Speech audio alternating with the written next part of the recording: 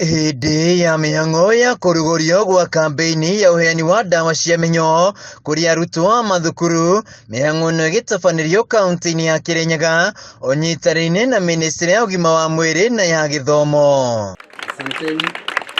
Kũringana na mũrũgamĩrĩri wa rũhonge rwa ũgima wa mwĩrĩ mathukuru-inĩ Stephen Karĩti, augĩte kambĩini ĩno maratanya gũkinyĩra makĩria arutwo mirioni 6 a gatagatĩ-inĩ ka ũkũrũ wa mĩaka 2 na mĩaka 14. And we are targeting those ones who are quite affected with a high burden, the 6 million pupils. By the time we do this drive between now and Monday, we do hope that we'll have reached, and we are on course to reach the target of 6 million pupils going forward. Karĩti augĩte nĩ marĩkĩtie gũthomithia arutani 28,000 a mathukuru ma sekondari na ma mũthingi njĩra cia kũheana ndawa ici kũrĩ arutwo na kũng'ethana na mogwati marĩa mangĩyumĩria. Worms usually affect the nutritional status of our children. Worms usually impair the concentration and the cognitive performance of our children.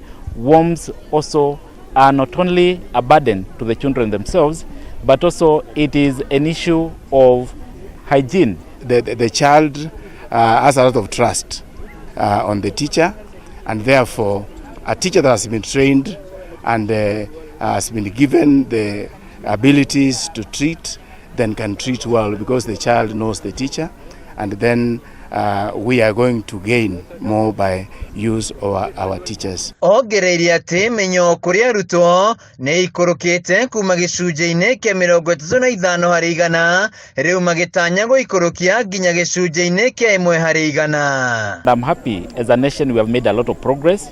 We have been able to move from a prevalence of over 30% now to just 5%. Lakini it is important that I specify that this 5% is not uniform, and you may find there are some counties or some populations that are heavily burdened by these ones with quite high prevalence.